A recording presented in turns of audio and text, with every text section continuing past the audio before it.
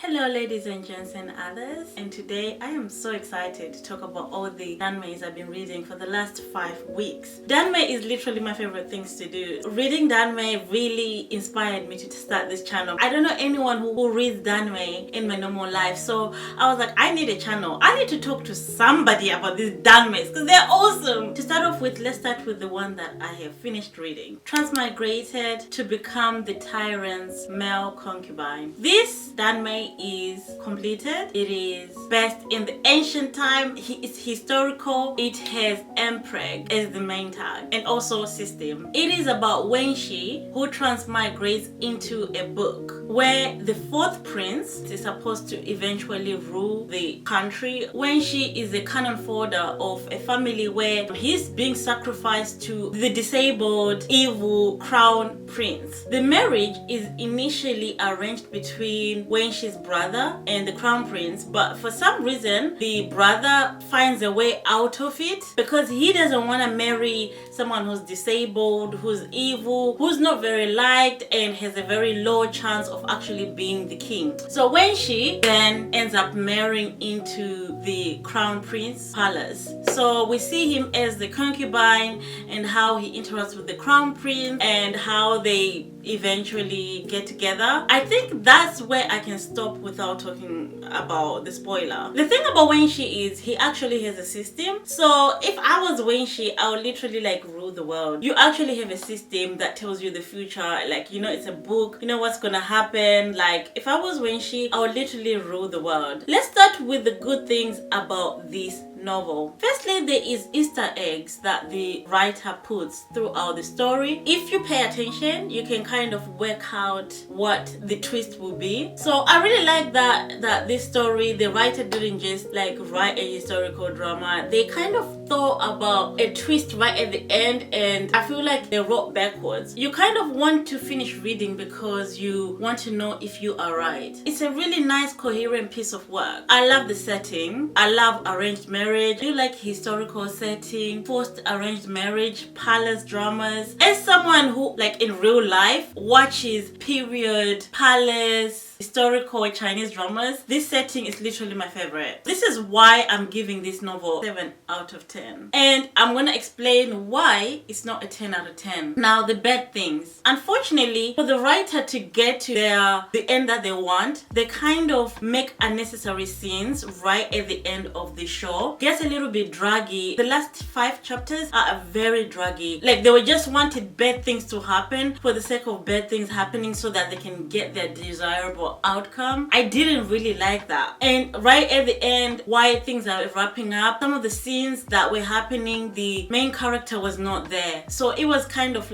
we hear things in third person. We were not there to see all those things. So I really didn't like that. Also, the lack of communication between the two of them, I just feel like it was such a wasted potential that they didn't talk about what they were thinking, exactly what was in their mind. Especially the crown prince should have discussed some of those things with the main character. I didn't like that. The main character, Wenxi, is not really a standout character. He's very timid. As someone who is from the modern era, I really expected him to be more, a little bit outspoken, a little bit more modern. He was very passive, a little bit timid and obedient. Some of the things that the male lead did to him, if he was in the modern era, he would not have tolerated that. So that is what annoys me. There was no need for him to be from the modern era because he really acted like he's from the ancient era. You're from the modern era.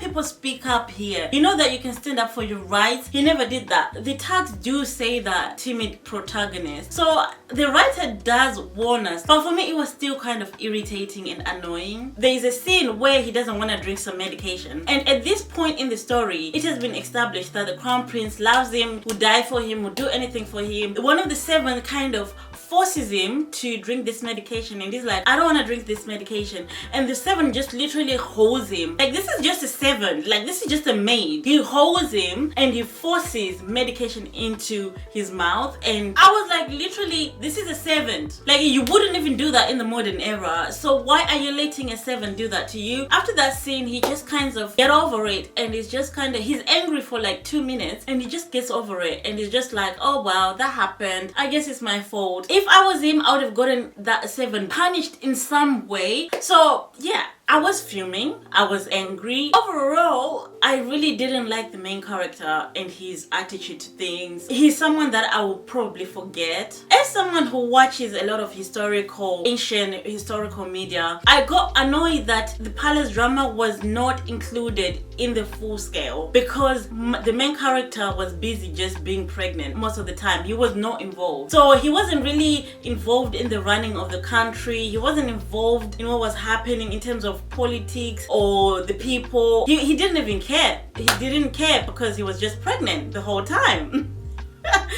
Like, for me, I want to know who is the Minister of Finance. If you're gonna give me a historical novel, I want to read about politics. I will just hear, like I said, from the third person. Was it worth my time? Yes. Because if you like historical settings, arranged marriage, you will enjoy this novel. However, I'll probably forget about this like 5 months later. Now on to the novels that I'm currently reading. 9,000 Years, also known as Juyu Xian Sui. This is about a young man who is the crown prince who is exiled to the museum. Once he's exiled to the museum, the emperor, who's his father, is so obsessed with living long and immortality. He then gives the power to the eunuch who is called Xiu.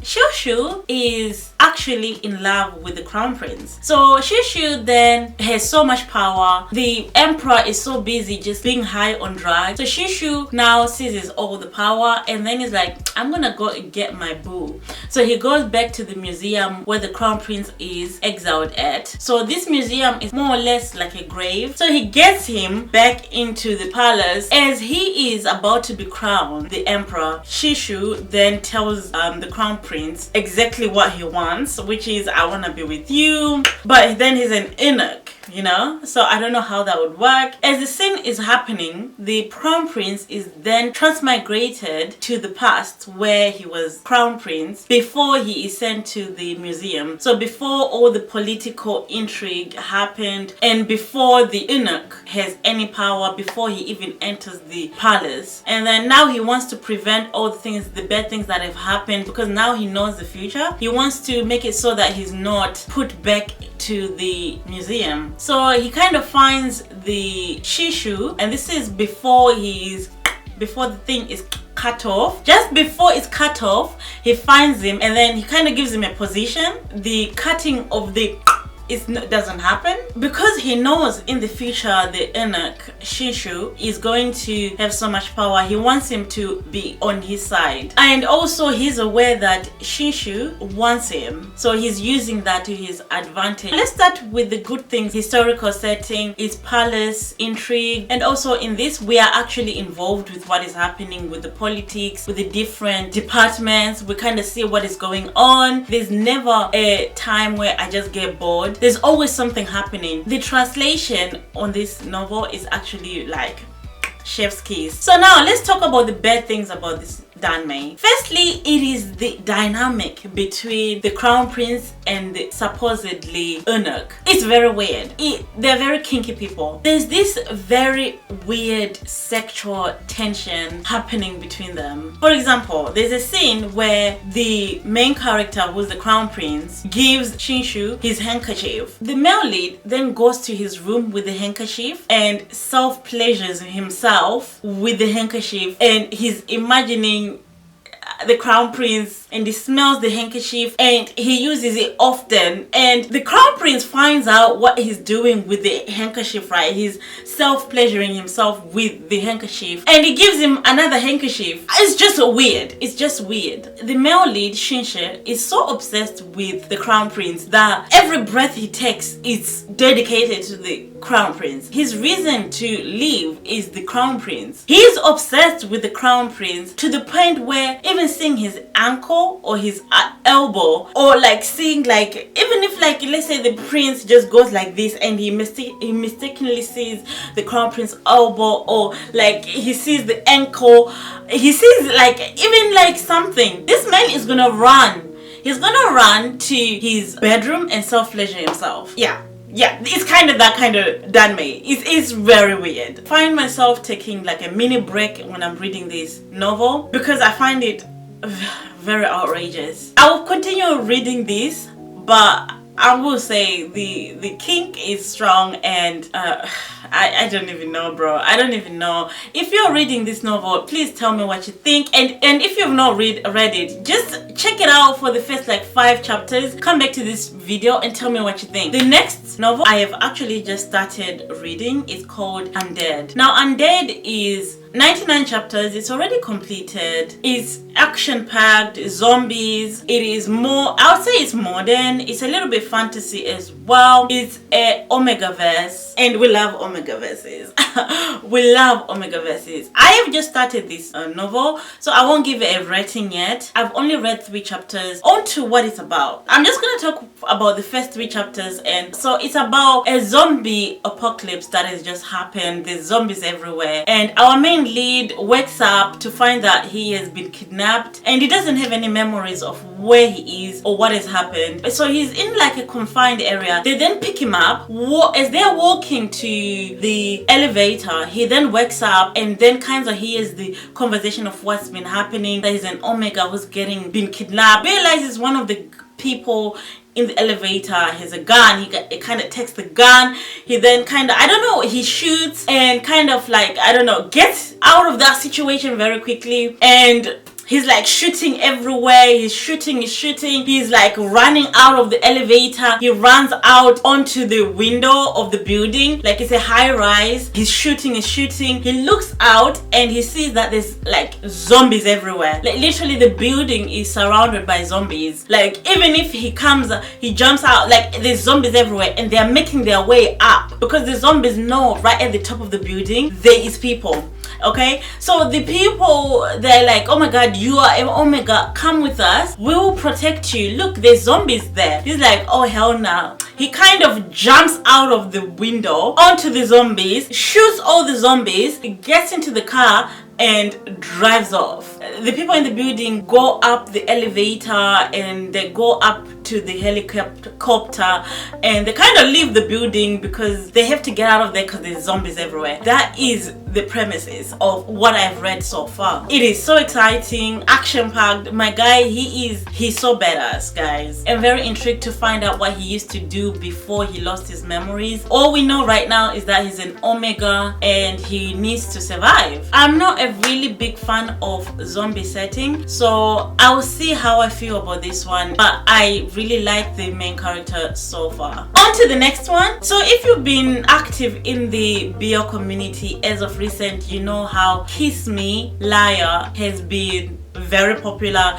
Everybody and their babies and their children and their grandmas are talking about Kiss Me Liar. So anyway, I have finished the Kiss Me Liar manual, but then I saw that there is Kiss Me If You Can manual also out. So I read the manual and then I found out there is a novel. So I am reading Kiss Me If You Can, the novel. It is currently 57 chapters translated so far. I am paying to read it. The translator that is releasing them, they're charging people, child. So I am reading this by paying, and if you are paying something, it has to be good. So I have paid for 57 chapters, so that means that it's really good. So Kiss Me If You Can, about an Omega called Josh. Josh sleeps with Chase, who is an A-lister actor who's gorgeous and beautiful. Chase doesn't remember it. There's a baby with him, with Chase, and Chase doesn't even know, and the baby is like grown. So Josh has been a single parent all this time, so it's been many years. A few years later, Josh has been hired again as Chase's bodyguard, but for some reason Chase doesn't really recognize him. They then start being close again. Firstly, Josh is very attracted to Chase. Okay, Chase is gorgeous and Josh loves Chase's body. He loves his face. He doesn't really love anything else from Chase. He just likes how Chase looks like. And all these years, by the way, he hasn't been with anybody because he keeps on comparing them to Chase. He's like, I wish I could be with you, but Chase is gorgeous. I've been with the most gorgeous man. I can't be with any of you guys because I've been with Chase. So Josh is kind of like a lustful person, and I love that, and I'm here for that. He's like a little fun boy for Chase. Also, Josh is imprinted behind his ear by Chase, and Chase doesn't know this, but Chase knows that there was an Omega out there that he's been with, and he's looking for that Omega. And also Chase really hates Omegas. What's new, right? I want to rate this drama. Since I have read 57 chapters already, I'll rate it 9 out of 10. Firstly, let's talk about the main character, Josh. Josh is a bodyguard, he's an Omega, and he's also very badass. Josh won't take shit from nobody, okay? You come to Josh some kind of way, he's gonna give it to you. He literally beats the male lead, who is Chase. He literally beats him up even though Chase is a client. He's like, because Chase dares him, he's like,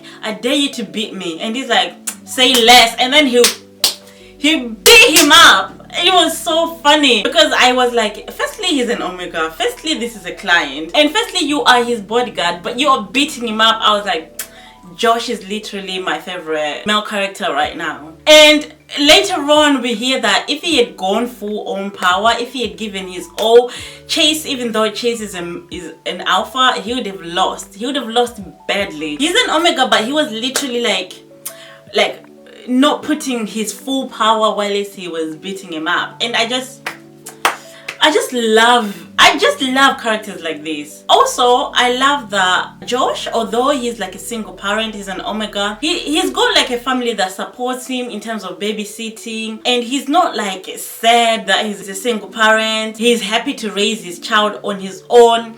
And when he sees Chase, he's like, bro, I'm ready to have a second child. And I feel like he's so ready to have children by himself. He's like, I am happy to have Chase's babies and be a single parent, because that's how gorgeous Chase is. Most people will be like, I don't want to be a single parent. He's like, I'm ready for baby number 2.